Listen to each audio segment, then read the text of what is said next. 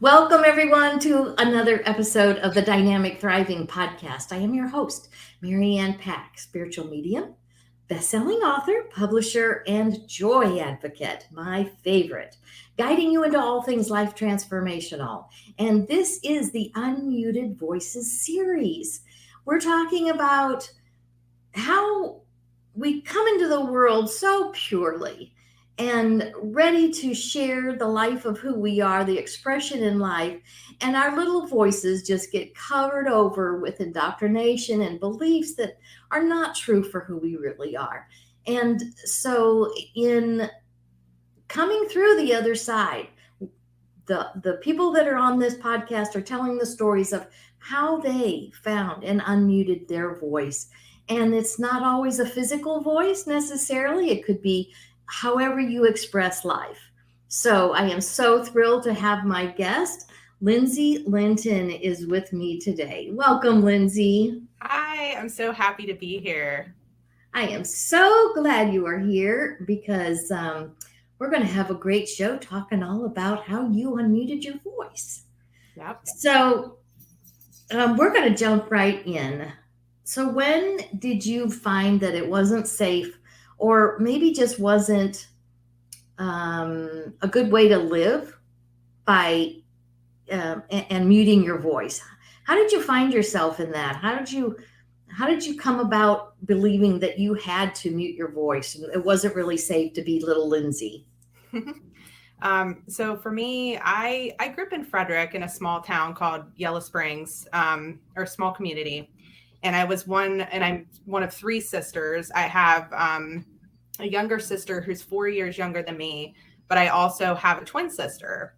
So obviously growing up as a twin was a little bit different than how everybody else may grow up. And, when I was younger, I was really shy in school, and I don't totally blame that on being a twin. I had some other factors in the way too. And in my childhood, my biological father was actually really physically abusive, mentally abusive. So that was a tough thing to live through.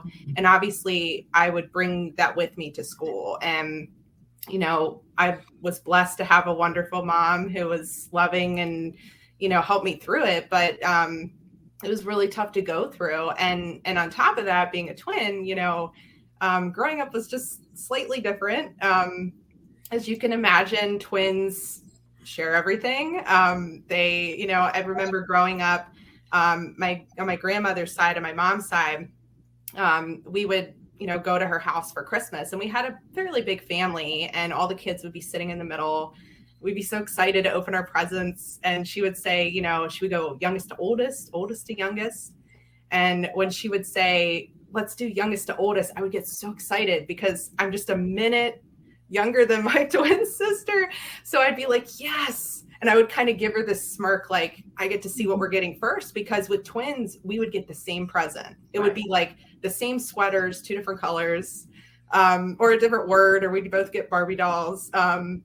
So I was just so excited. I was like, I get to see what we're getting first. This is so cool. And, and she would still act excited. And if it was the other way around, I would too. And it's not a bad thing. It's just how it is. Twins just always got treated that way, where you were just sort of one and the same. And, in our community where we lived, we were one of three sets of twins in our graduating class. So it's just, twins were just not a thing. And especially, at that time, when I was in school, people were just so fascinated by twins. They just thought it was the coolest thing. And, which made, making friends not super hard, because, everybody just was drawn to us. But in that sense, because twins, and the way we were kind of a package deal, or seen that way. I obviously didn't really feel like I was my own person. And, throughout the years, kind of took some time to really develop that. And there's really no, guide or rule book to being a twin. You can Google things, but nobody tells you, hey, this is the point in your life where you're supposed to kind of become your own person. You're just kind of doing your thing. And, I was kind of blessed that my mom was really big on just us being our own people. She was all about us trying to find what we wanted to do and interests. And she pushed us each to try different things to figure out what we like to do. Of course, we had common interests. We both played softball and were, really enjoyed playing that. But as we got older, I discovered I really liked art. My twin sister really liked music, and she played the saxophone and did the marching band. In college, I was in dodgeball club. We just kind of went separate ways. And really college is where that started. We started to just find our own way, and it was a little uncomfortable. It was different for me because I was so used to being attached to the hip for her. But that's really kind of, being a twin, really, it's different, and it's a life-changing experience. And anybody that's a twin out there is probably going through it too. And it's, you still go through it, and it'll forever be something that we work through together. So. Right. Yeah, that's interesting because my older sisters that are 2.5 years older than me are identical twins. So I understand what you're saying. It's presents are the same, and you're kind of just, this is like one entity, but it's really two people. Yeah. So they really didn't get to shine their own life expression. It was always Judy and Janet. It was almost like one word. Yeah, we got the Linton twins, the twins, and if you look at even celebrities, look at the Olsen twins, how often do you see something about just Mary Kate or just Ashley? Most times you Google and you see the Olsen twins. And I'm sure they've been dealing with that their whole life too. It's a tough thing. It's really hard. And it wasn't until recently, like, I would say within the last 5 years, that I've really started to get comfortable with just being me. And it was really tough. I especially with work, work was kind of the hardest thing because obviously we have two different careers. She works in accounting. I'm in marketing. And, I would go to work and go to these work events, and I would feel uncomfortable because I felt like unless I had her there, I was half there. It wasn't wholly me. And I would come home just in tears, so upset because I felt just like a loser. I felt like I didn't fit in. I felt like just kind of not me and uncomfortable. And it took me until recently to really kind of just own myself and say, this is me. This is how I am. I like different things than my sister. And I'm just going to kind of be proud of that and just live through it and live by it. So. Mm-hmm. Yeah. So what were some of those, I call them indoctrinated beliefs because they're sometimes subtle messages, or sometimes they're a blatant, this is the way we're going to do it. From our religion, for me, it was more that. It could have been just family. We only do it this way, or this is how you're treated because you're a twin. Or, if it's cultural, societal, how did these beliefs about who you were, almost not an individual, that you took on yourself, and it made you play small and mute your voice? What were some of those beliefs that you took on that continued to make you mute your voice through the years? Well, it's mainly society that, everybody just thinks twins are a package deal. And, if one twin wants to do something, the other must too. And, it was tough to grow up like that because, we each like different things. So we really had to kind of push ourselves a little bit. And like I said, my mom was a big advocate in making sure, she made sure we didn't take the same classes with the same teachers. I'm sure they probably could have done that, but we really tried to do our separate things. But at the end of the day, it's still, you were together. So, and I would say too, my childhood, it didn't bother me as much because you're just kind of, you're little, you're still figuring things out and you're just a kid. And in a way, being a twin was almost a crutch for me because I didn't have to really try to make my own friends because I already had one. And we also attracted so many people to us because of how fascinated people were by twins, became friends with other sets of twins like the ones that we graduated with. And it just was so easy. And when I got older, it was just a slap in the face because you're in the real world and you're not going to be going everywhere together, and you're not going to be, doing everything together your whole life. And at some point you have to realize that we're going to have to split up and go separate ways. We can't spend our whole life together. Certainly we will have the best relationship until the end because we've just built that throughout the years. But that was something that was hard to accept, was that one day I'm going to have to, live my own life, and I'm going to have to let go. And it was tough to have to, maneuver that, because you just don't think about it when you're little. And when you start to get older, I would say like probably college was when I kind of started to accept, and even in later, like to where I am now, that things are going to have to change, and I'm going to have to push myself to get through that change. Nobody's going to help me with that. I mean, sure, you have support, but you're going to have to do the work yourself to get there. Right. So in muting your voice, I know it affects so many areas of our lives, our relationships, maybe our choice of college, what we want to study, our sometimes even our finances, these, that limiting ourselves of who we are, or thinking we have to, or just it being ingrained in us. How did that affect like your relationships, or maybe what you studied in college, what you looked forward to, your work, even if there was any kind of a spiritual side to your life? What did this muting affect in your life?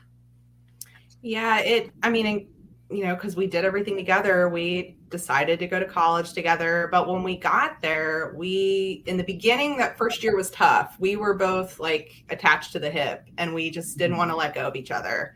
And then I would say probably sophomore year, we kind of just started breaking out and doing our own things. That was when my sister decided she wanted to join the marching band.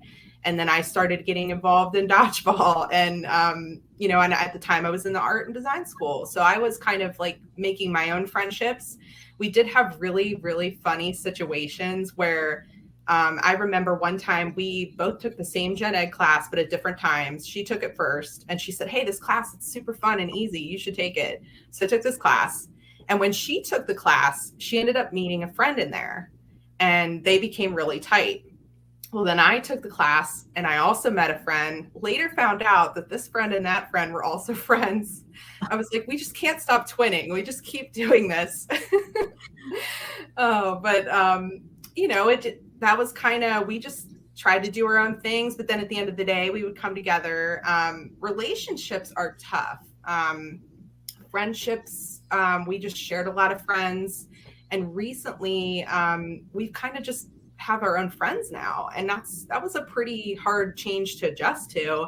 And I work with a coach and had to kind of work with her to get through that, because it was a struggle. And I hit a point where I was like, I want to be independent. I want to be able to go out and do my own thing, but I also really love my twin sister. And she was kind of helping me through it. And I got to a good point. Well, then I noticed that my twin sister was doing it, and I almost got offended. I was like, she's not inviting me out to go and hang out with these friends. What the heck, And my coach had to remind me. She's like, well, remember like 6 months ago, you were saying you wanted to do that too. And I was like, oh, okay. Yeah, that's true. So it was like a growth spurt for a while there of just working through the changes and trying to go separately and independently. And dating is just always awkward for twins. You have those like stereotypes, and I've had people all the time say like, oh, because you're twins, are you going to marry twins? And we're like, oh, or you have people that date you and then it didn't work out. So then they decide to date your sister. And that's just awkward. We've had that happen too. And reality is maybe there's a twin out there that, a set of twins that like that, but I would say most twins don't. And they just want to meet their own people. You're twins, but at the end of the day, you're your own people, and you want to meet someone special that's just for you. you don't want it to be like another package deal. And keep in mind, you've shared everything most of your life. So you get to a point where you're like, I don't think I want to share anymore. I just want to have this for me. So Yeah. Yeah, you already talked about some of these aha moments that have started to come. So, what were some of those moments? Because, sometimes it's a big jolt. For me, it was a jolt of crashing at 34, my health. But, and then after that, it was like this small awakenings that kept happening. So, what were some more of those aha moments for you that really lets you know, oh my gosh, it is time. I have got to unmute my voice. I've got to be me as an individual. yeah, I think you go through different chapters of your life, and every chapter, it was like a new growth spurt, I'll say, because you just realize, like, okay, I like what we were doing before, but I kind of like this new direction I'm going. And it's like you just kind of kept building on that. And truthfully, I will tell you that my biggest aha was in the last year. I got so comfortable with myself and just confident, and I really found myself. And I said, I think I really want to go take a trip out of the country by myself. So last month, I took a trip, first ever solo trip to Ireland, first ever out of the country too. And it was an experience. And for me, being by myself on that trip was just the most incredible experience ever, because that was the first time I'd never been away from my sister for my birthday. Keep in mind, we shared our birthdays every year, and I did that as a birthday trip. So that was the first time that was really special, and I got to just enjoy my birthday by myself. And that trip was a learning experience. The first day was kind of bumpy. I almost missed my flight, had to be escorted to the gate, and literally watched the gate close as I got on the plane. Halfway through the flight, I felt really sick, flagged down the flight attendant, shuffled through the aisle. By the time I got to the aisle, I ended up fainting, and I woke up with my feet in the air. So I land in Ireland, and I'm like, this trip is doomed. I shouldn't be here, right? I miss my family. I miss my dog. I miss my friends. And it just quickly became this trust building thing with myself. I met so many wonderful people that just helped me along the way. And the lady that I worked with to plan my trip as a travel coach, she had always said to me that, whenever you go on trips by yourself, you're going to come across people that help you in some way. And she said she always looked at them as her angels. She's like, even if you're just sitting at a bus stop and you just look to them and say, hey, is this headed in this direction? They could say one word, and it's like, they just helped me in the biggest way. And I just thought, wow, Ireland must be heaven, because there were angels everywhere I went. They were just fantastic. And I met so many friends there. And I think the thing that was so incredible is that before that trip, I thought that I had found myself. And I found myself so much more just being alone and in that environment, and just having to adapt to a foreign country that I'd never been to. It was incredible. It was life-changing. And I tell people all the time, I feel like I've been reborn. You come home just with a different perspective. I'm not so closed off. I'm looking around at the world now. And that trust piece was such a big one, because once you start to just make your own decisions by yourself in a place that you've never been, you can really make any decision after that, because it's just, you're on the fly trying to, make your own choices. And in the past, I'd always kind of made choices with my twin, and we kind of leaned on each other. And so it was it was a shock to be thrown in an environment like that, but I was ready for it, and it helped me grow in the best way. And I'll tell you too, between trips, I rented a car when I was there. And those were those moments where I really got in my own head and started to reflect a little bit on how the trip was going. And there were a lot of emotions, and I would cry between places I went, and they were tears of joy. They were just the most wonderful feelings that I had with myself. And for the first time in my life, I actually felt butterflies for myself. I was feeling butterflies, and I realized that is self-love. That is what self-love truly feels like. So it was such a journey, but I'm so grateful for that trip, and I will never forget it.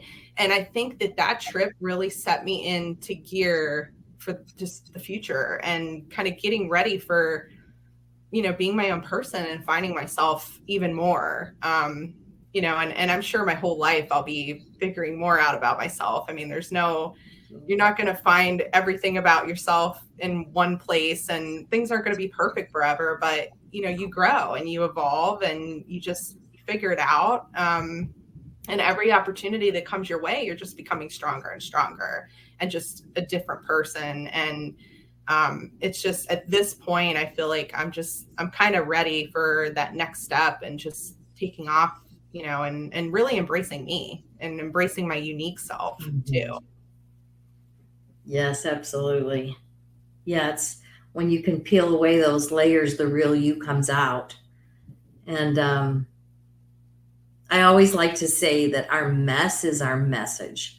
So, what we've worked through, the mess that we've transformed through, now makes available for us something so different, that it tends to become our message, how we live life more fully. Sometimes it's affects our work, or it maybe completely changes our work, and we go in a different direction. So how has your mess become your message now? How are you living life now? How are you expressing life? What is that message that you are sharing with the world because of these aha moments, because of these awakenings and this transformation?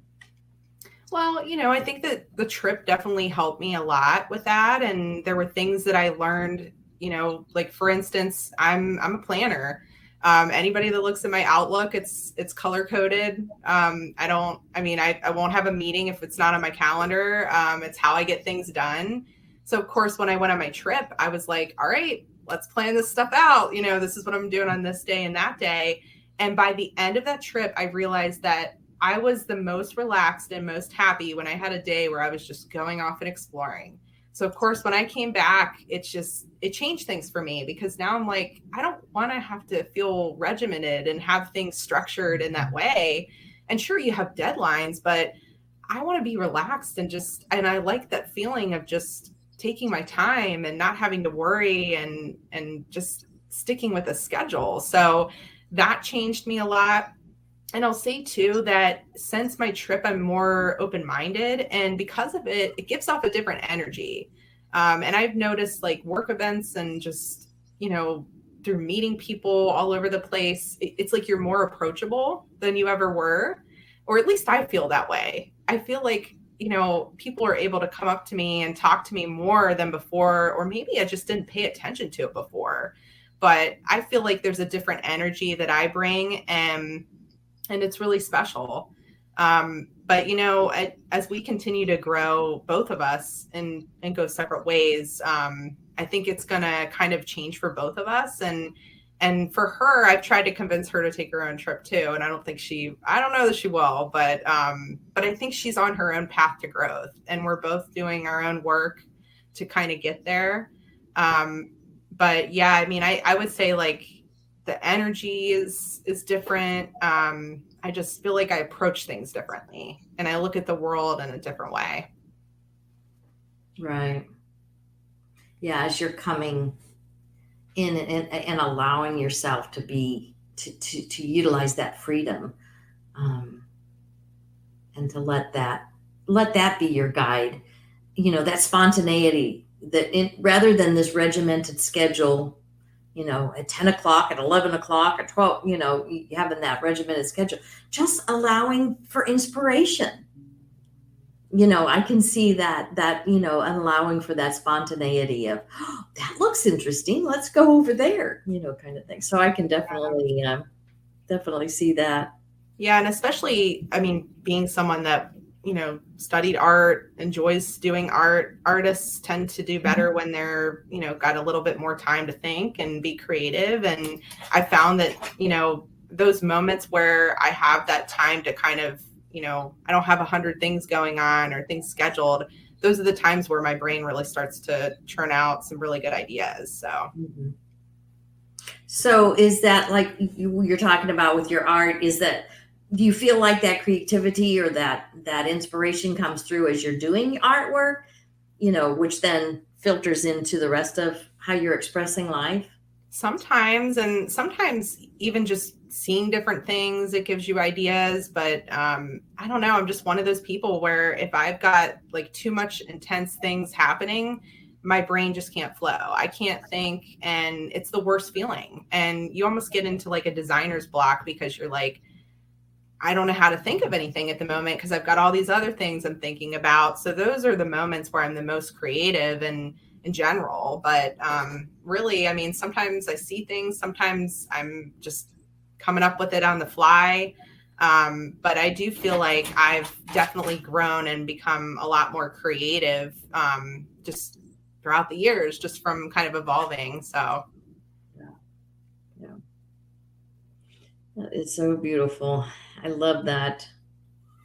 And I so appreciate you coming on, Lindsey, and sharing this story, because there so many people will be reading the book and listening to the podcast, and touching into these stories, these individual things, saying, that's my story, or that's very similar. I understand that.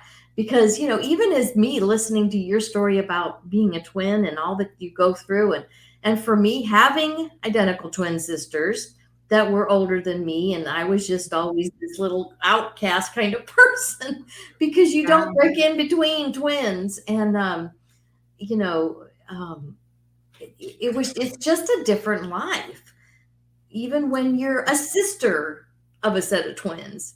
well, and I think about my youngest sister and kind of what her childhood was like, and it makes me sad because I mean, and we were all three close. We played together, and we bonded really well. But it's, imagine being on the other side of that. As hard as it is being a twin, it's like you could be kind of the third wheel most of the time, and I'm really looking forward to. I mean, we've me and my twin sister have talked about just in the next couple years.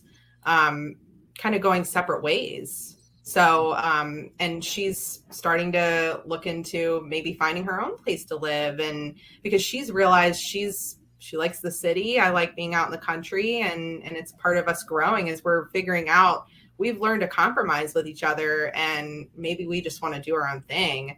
But I think when we eventually do kind of separate and go, live different lives that way, I think that the relationship with my younger sister will just continue to thrive and grow. And I'm really looking forward to that, because I feel like sharing, that relationship with my twin, it creates just a different dynamic with your other sister. So it'll be really fun to see how that changes throughout the years and into the future. Absolutely. Yeah, with having older sisters as twins, you're talking about the third wheel. Oh, absolutely. It affected me a lot, with their heavy teasing and trying to get me to be obedient and mothering me, and so I so feel your story. Just trying to be your own person and still feel like you belong, because I was always kind of left out with what the girls were doing. And so I so feel that. Yeah. So I know this will touch, a lot of hearts. And I just want to let you know, you can find Lindsey on her LinkedIn. It's linkedin.com/in/Lindsey Linton. It's on the screen here for you. And I am so thrilled that you came to share. And, you allowed yourself to tell those vulnerable stories, because we don't always want to share that we didn't feel like we fit in. We want to kind of put a happy face on our sticker on our faces and say we're all good. We got this together, when we don't. When there are things that are holding us back and making us mute our voices. So I am so thankful that you were able to do this and share your story about Ireland, and how that's bringing forward, your transformation into unmuting and you becoming who you are and expressing life in that way. So, is there anything else you would like to share with us before we close today? I would say that, another thing that I learned throughout the process is just support and how important it is. And also that support isn't right in your face. Sometimes, even when I went on my trip, you just assume, oh, family, friends, that's your support. Sometimes you find support along the way and you meet different people and you get exposed to just different environments and you just never know. There's a world out there that I think we just don't realize. I'm sure there's twin support groups that I don't know about either. And even for my trip, I ended up, a few years back, all three of us, our sister went on a sister's trip. And we went to New York. We ended up meeting a solo traveler who was from Australia, who I'm still friends on Facebook with to this day. And the whole time she was messaging me, making sure things were okay. But afterwards, she had asked me, sent me a link to join this female solo group, travelers group on Facebook. And I was like, wow, I wish I would have known about this sooner because, it just was neat to see all the different stories, some of the challenges that people had. So support has been like just the ultimate theme of my life. And I think, you can't go through these things by yourself. I think you have to have somebody to talk to. And I will say that coaching, I couldn't live without it. Coaching has been the most helpful thing for me. So I would say like support's a big thing and just learning to trust yourself too. You have to just trust that you're the best version of yourself and just love yourself, truly love yourself and embrace it.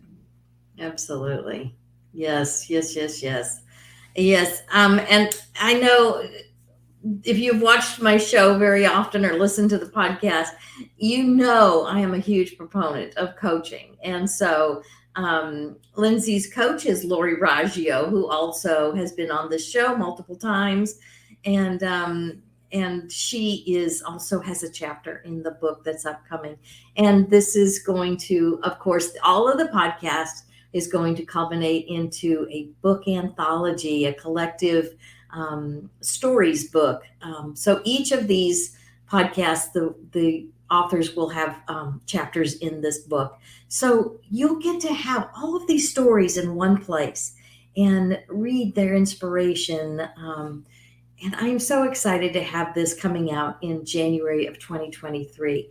And you can find all of that on the wearejoybooks.com as it's coming out soon, and it will be in the We Are Joy book series. So I'm so looking forward to that. And is there anything else you want to say before we end here? I don't think so. It's been a pleasure being part of this journey, and I'm proud to be part of all the women that are in this book and in this podcast series. It's truly wonderful. Yes. I love it. I love you all. Thank you so much for joining us, and I greatly appreciate you. And remember, you are joy, looking for a way to express.